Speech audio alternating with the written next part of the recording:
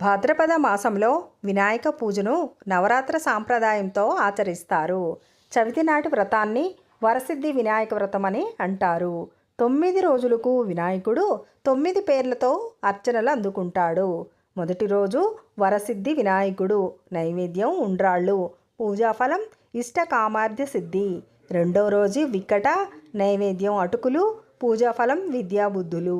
మూడో రోజు లంబోదరుడు, నైవేద్యం పేలాలు, పూజాఫలం స్త్రీలకు సౌభాగ్యం.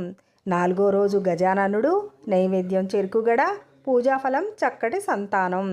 ఐదో రోజు మహోదరుడు, నైవేద్యం కొబ్బరి కురుడి, పూజాఫలం అష్టైశ్వర్యాలు. ఆరో రోజు ఏకదంతుడు, నైవేద్యం నువ్వులు, పూజాఫలం ఆత్మస్థైర్యం. ఏడో రోజు వక్రతుండు, నైవేద్యం అరటిపళ్ళు, పూజాఫలం ఉద్యోగం. ఎనిమిదవ రోజు విఘ్నరాజ, నైవేద్యం సత్తుపిండి, పూజాఫలం సిరి సంపదలు సుఖశాంతులు.